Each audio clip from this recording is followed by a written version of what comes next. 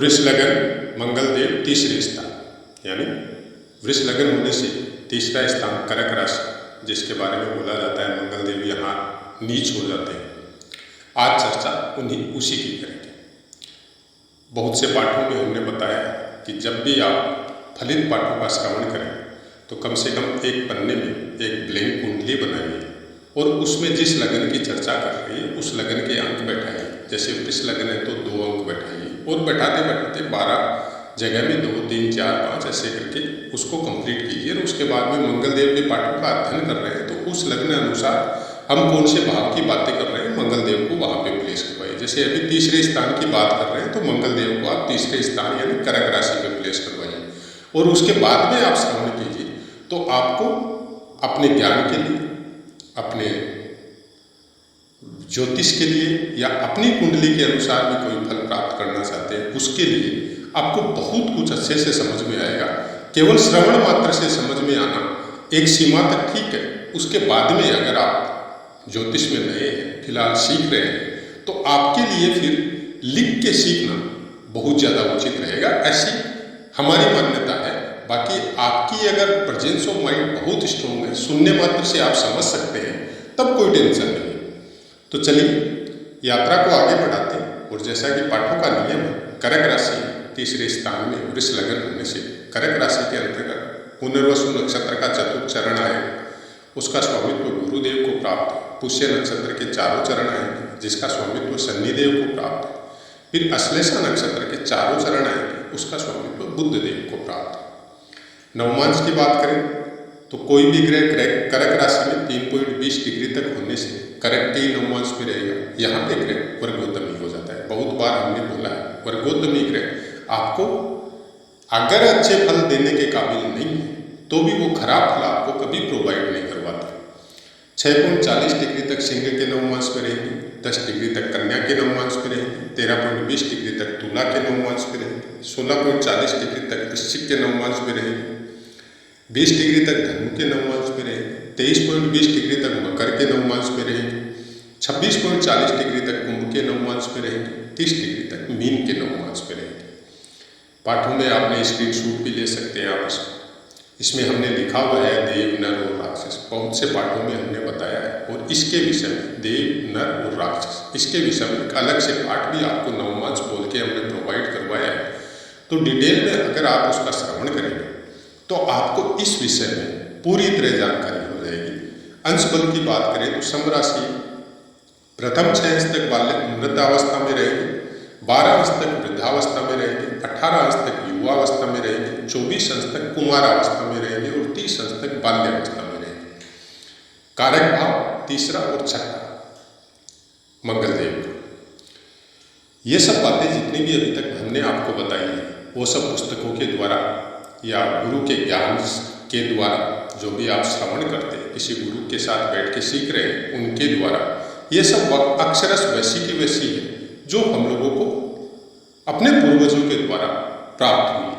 इसमें कोई भी हमारा अभ्यास का इसमें कोई भी बात नहीं है।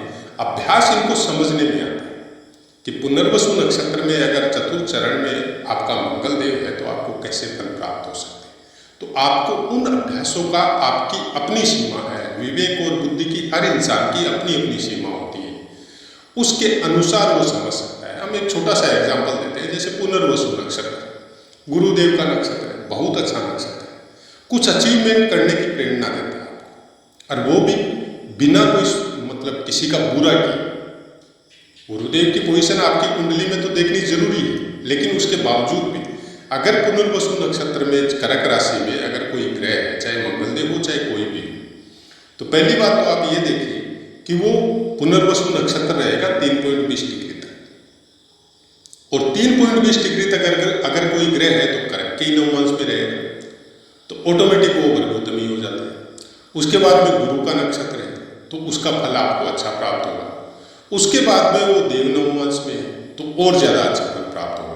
लेकिन यहाँ पे ये भी बात है कि अगर यहाँ पे कोई सौम्य ग्रह है, कोई शुभ ग्रह है, कोई अच्छे फल देने वाला ग्रह है जिसको शुभ बोला जाता है, चाहे गुरु हो, चाहे शुक्र हो, चाहे आपका बढ़ता हुआ चंद्रमा हो, या फिर बुद्धदेव शुभ बुध होना चाहिए, क्योंकि बुध का भी अलग अलग फल हम लोगों को प्राप्त होता है। खराब ग्रह के साथ बैठने से खराब फल प्राप्त होते हैं, अच्छे ग्रह के साथ बैठने से अच्छे फल प्राप्त होते हैं। अगर वो बैठ गए तब कोई विशेष अच्छा फल नहीं होगा। अब ये बात हमने क्यों बताई? ये सब चीजें भी आपको अभ्यास के द्वारा देखने मिलेगी, क्योंकि तीसरा, छठा और 11वां स्थान है, तीनों ऐसे स्थान हैं जिसमें भी तीसरा और 6 स्थान, छठा स्थान, इनमें आपको क्रूर ग्रह होने से बहुत अच्छे फल प्राप्त होते हैं। लेकिन यहाँ पे सौम्य ग्रह है तो इतना अच्छा फल अभ्यास में देखने को नहीं मिलेगा आपको। लग्नानुसार अलग अलग भावों का स्वामित्व होता है, तब एक अलग बात है। अब तीसरे स्थान में यहाँ पे मंगलदेव नीच राशि में अगर विराजमान है और अगर वो वर्गोत्तमी हो गए तो यहाँ पे बहुत अच्छे फल प्राप्त करवाते हैं आपको। हालांकि आपको चोट चपेट तो मंगलदेव तीसरे स्थान में, क्योंकि कारक है, अपना स्थान है, तो आपको हो सकता है भाई बहनों की बहुत बड़ी जिम्मेदारी देखने को मिल जाए। ऐसा हो सकता है कि आपके ऊपर परिवार का या भाई बहनों का बोझ बचपन में ही आपके ऊपर आ जाए और उन्हीं को पालने के लिए आप अपनी जीवनी यात्रा को आरंभ करें। बहुत छोटी उम्र में आपको स्ट्रगल लाइफ में उतरना पड़ सकता है, ऐसा भी हो सकता है।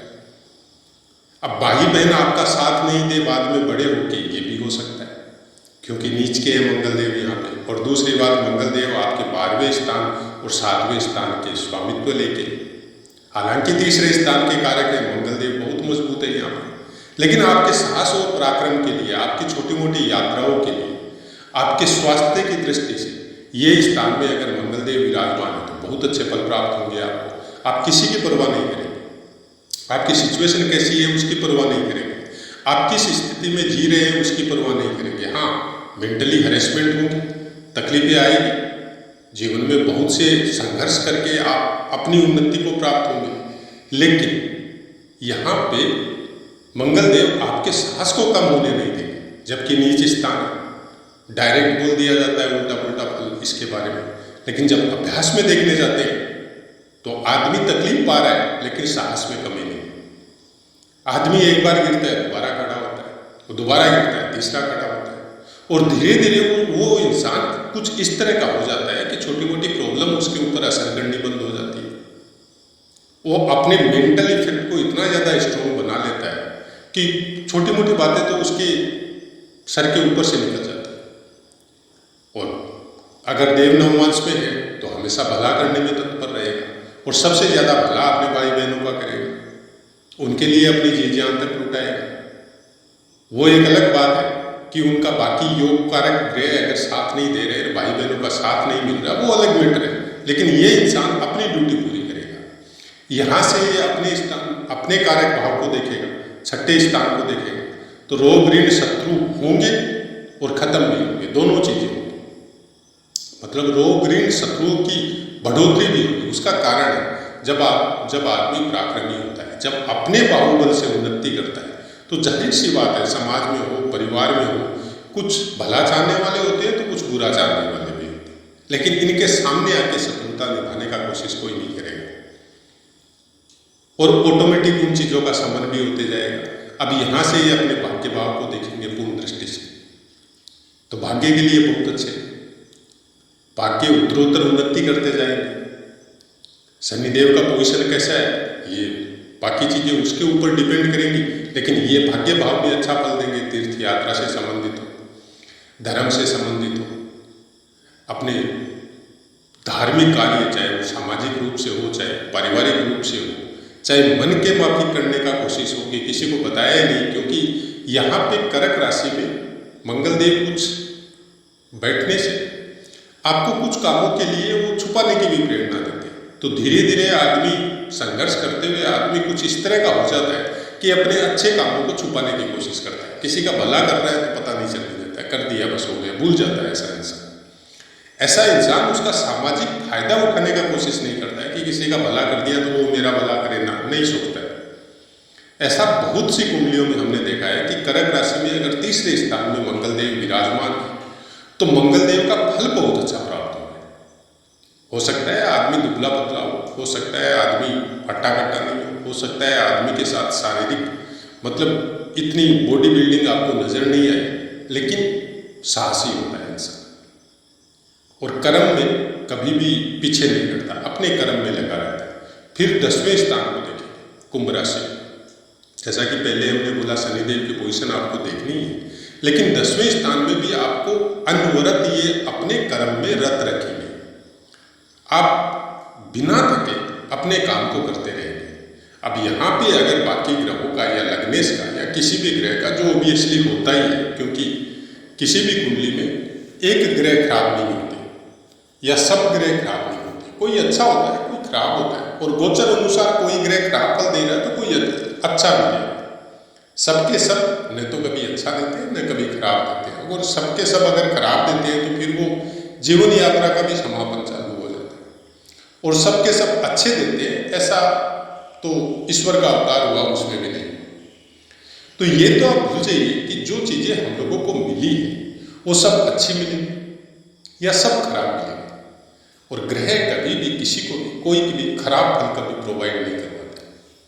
वो अपने हिसाब से जो भी उनकी ड्यूटी है, जीवों के ऊपर जो दृष्टि उनको देनी है, जो प्रारब्ध के अनुसार हम लोगों को मिला है, वो अपना कर्म कर रहे हैं, और हम लोगों को भी यही प्रेरणा दे रहे हैं कि आप भी अपना कर्म करते रहो। केवल भाग्य के भरोसे बैठ के कुछ नहीं होगा। कर्मठ इंसान को मंगल देव तीसरे स्थान में बैठ के करवाते हैं। तीसरे स्थान का मंगल देव आदमी कहीं भी कोई भी सीमा तक अपने काम को करने के लिए जा सकता है। कुछ थोड़ा बहुत है गुस्सा, जाहिर सी बात है कि मंगल देव वैसे भी गुस्से स्वभाव के इंसान होते हैं। मंगल देव का काम ही अग्नि तत्व है, तो आपको आपके शरीर के अंदर या आपके दिमाग के अंदर गुस्से की मात्रा बढ़ सकती है यहाँ पे, लेकिन गुस्से की मात्रा अनिश्चित काल के लिए नहीं होगी, कुछ समय के लिए होगी। चंद्रदेव की आपको पोजीशन देखनी है कि चंद्रदेव आपकी कुंडली में किस तरह से है, लेकिन जल तत्व है और मंगल देव अग्नि तत्व है। इस चीज को आपको समझना पड़ेगा कि जल के अंदर जब आग लगती है तो अब जल की मात्रा ज्यादा है या आग की मात्रा ज्यादा है, उसी अनुसार उस आदमी का स्वभाव होता है। अगर जल मैनेजेबल है, चंद्रदेव की पोजीशन अच्छी है, तो वो ही गुस्सा आपकी प्रोग्रेस में आपको काम आता है। और चंद्रदेव की अगर पोजीशन अच्छी है तो आदमी गुस्से से अपना या अपने परिवार का भी नुकसान कर लेता है।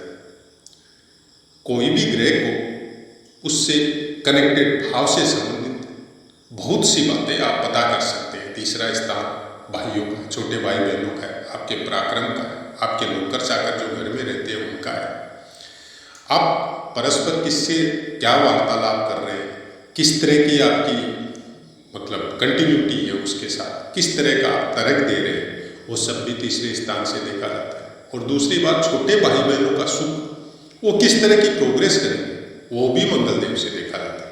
और जब मंगल देव से संबंधित फलों को आपको जानना हो कि तीसरे स्थान मतलब छोटे भाई बहन है तो उनके सुखों के संबंध में जानना है, या फिर रोग ऋण शत्रु के संबंध में जानना है, तो ज्योतिष ये बोलता है कि आप मंगल देव से भी वो फल देखिए। मंगल देव से मतलब आप मंगल देव से भी तीसरे स्थान के बारे में पता करें। मंगल देव जहाँ पे प्लेस है वहाँ से छठे स्थान के बारे में पता करें, तो बहुत कुछ आपको रोग ऋण शत्रु के विषय में भी पता चलेगा, आपको अपने भाइयों की प्रोग्रेस के विषय में भी पता चलेगा, और किसके साथ क्या अच्छा हो रहा है क्या बुरा हो रहा है, खासकर माता के साथ, क्योंकि माता के स्थान से बाहर में बैठेंगे तो माता के सुख में कमी हो सकती है। अब सुख में कमी ये नहीं है कि माता नहीं रहेगी, सुख में कमी का मतलब ये हो गया कि मंगल देव वृष लगन में 12वें स्थान का स्वामित्व है इनके पास, तो ये अपनी माता से बहुत दूर रह सकते हैं, चाहे सर्विस के लिए हो, चाहे आप बिजनेस के लिए हो।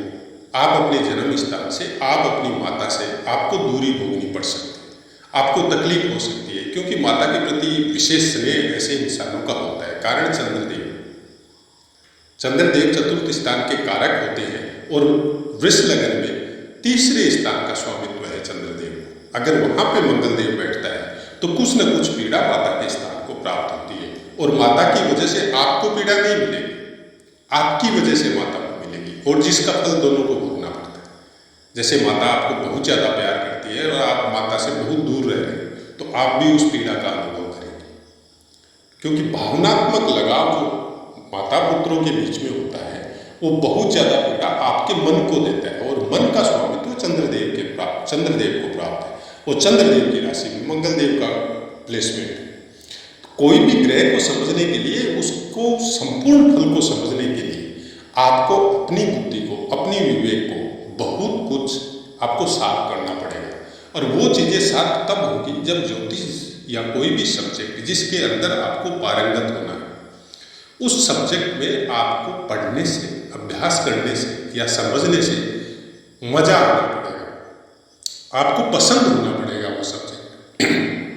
तब जाके उस सब्जेक्ट में आपको कुछ या बहुत कुछ प्राप्त करने की क्षमता आपकी बुद्धि और विवेक में कुछ अच्छी मात्रा में प्राप्त होगी। और आपका बुद्धि भी शार्प होगा, आपका दिमाग भी शार्प होगा, वो चीज़ें आपके चित्त में भी लगेगी। क्योंकि मन सबसे बड़ी प्रेरणा है, और मन अगर विचलित हो गया तो किसी भी चीज़ को प्राप्त करने में बहुत मुश्किल होती है। और ज्योतिष एक ऐसा सब्जेक्ट है, इसके अंदर आपको निरंतरता रहनी पड़ेगी। आपको एनी टाइम दिमाग में ऐसी चीज़ें रहनी पड़ेगी कि यहाँ पे कोई ग्रह हो तो कैसा फल होगा, नक्षत्रों में हो तो कैसा फल होगा, वर्ग कुंडलियों के अनुसार क्या प्राप्त कर सकते हैं, राशियों के अनुसार, स्वभाव के अनुसार हम लोग क्या देख सकते हैं। तो यही सब बातें जब हम लोग मंगलदेव के विषय में, तो मंगलदेव का खुद का स्वभाव आपको जानना पड़ेगा कि मंगलदेव क्या चीज़ के कारक है, मंगलदेव का खुद का स्वभाव कैसा है, इस ग्रह में कौन से तत्व है, और जन्म कुंडली में या इंसान को या जीव को उस तत्व की कितनी ज़्यादा जरूरत है। मंगलदेव जिसकी भी कुंडली में अच्छे होते हैं, सबसे पहली बात हम लोग बगैर कुंडली देख के जान सकते हैं। जैसे शरीर के लक्षण, आदमी का शरीर बहुत हष्टपुष्ट होता है, आदमी डायरेक्ट आपके आंखों में देखेगा, कभी भी नजरें नीचे नहीं करता। अगर चंद्रदेव का पोजीशन बहुत अच्छा है तो डायरेक्ट आपकी आंखों में देखेगा और गुस्सा चेहरे से नहीं झलकेगा।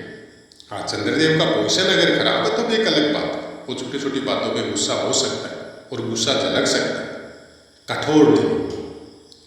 ईमानदारी एक विशेष गुण होता है मंगलदेव का, अगर दूषित हो जाए तब एक अलग बात है, नहीं तो मंगलदेव का ईमानदारी बहुत अच्छा गुण होता है। वो अपने कामों को और अपने साथ रहने वालों या अपने परिवार में हमेशा ईमानदारीपूर्ण व्यवहार करता है। किसी के साथ कभी भी दुर्व्यवहार या किसी के साथ कोई दगा या चालबाजी मंगलदेव नहीं करते। तो ऐसा है मित्रों, पाठ समझ में आया होगा। पाठ से संबंधित कोई भी बात आप निसंकोच कमेंट कीजिए, आपको 100% आंसर मिलेगा। और ये सब पाठ आपको इसीलिए प्रोवाइड करवाए जा रहे हैं कि एक ही पाठ में आपको इतना कुछ जानने को मिल जाए। जैसे अलग अलग विषय में अलग अलग पाठ दिया जाता है, चाहे नवमांश का हो, चाहे अंश बल का हो। एक पाठ आपको अंश बल का दे दिया, एक पाठ आपको नक्षत्र का दे दिया, एक हम आपको यहाँ पे नवमांश का दे दिया, एक आपको उठा के लग्न अनुसार फलों का दे दिया, फिर राशि अनुसार फलों का दे दिया। तो एक ही पाठ को हम 5 जगह डिवाइड कर सकते हैं। वैसा हम नहीं चाहते। हम ये चाहते हैं कि अगर आप सीखना चाहते हैं तो आपको एक ही पाठ में जितनी हमारी क्षमता है, और सोशल मीडिया की अपना एक क्राइटेरिया है कि 20-25 मिनट से बेसी का पाठ होने से फिर वो थोड़ा लंबा हो जाता है। और हम कोई लिखा हुआ पाठ बोलते नहीं है, बीच में वीडियो बंद करके या ऑडियो बंद करके दोबारा फिर उसको चालू करके उसको वापस जोड़ना, ये हमारे स्वभाव में नहीं। एक ही पाठ को लेके बैठते हैं तो उस पाठ को वहाँ तक जितना हो सकते हैं हम बता के उसको संपूर्ण करने का कोशिश करते हैं। तो अपनी वाणी को विराम देते हैं और आपसे आज्ञा लेते हैं। जय माता।